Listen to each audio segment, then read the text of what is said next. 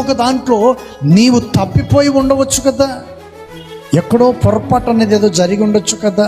ఆ పొరపాటును సరి చేసుకొని ప్రభువా నన్ను క్షమించు, ఇక మీదట నా జీవితంలో ఎటువంటి పొరపాట్లు జరగకుండా నేను చూసుకుంటాను, ఈ కపటపు బుద్ధులు నాకు లేకుండా చెయ్యి, నీ ఉపదేశం నాకు కావాలి, నీ వాక్య ఉపదేశంలో నేను నడిపించబడాలి అని ప్రభుతో పోరాడాలి.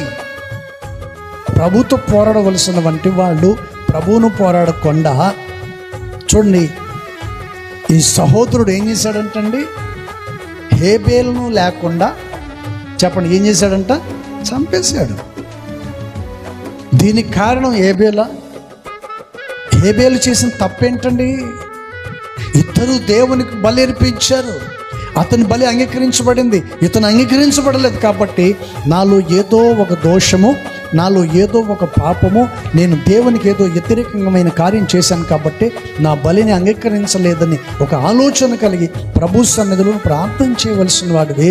ప్రార్థన చేయకుండా ఎదుటివాని మీద ఏం చేస్తుంటారంట, విషము చిమ్ముతూ ఉంటారు.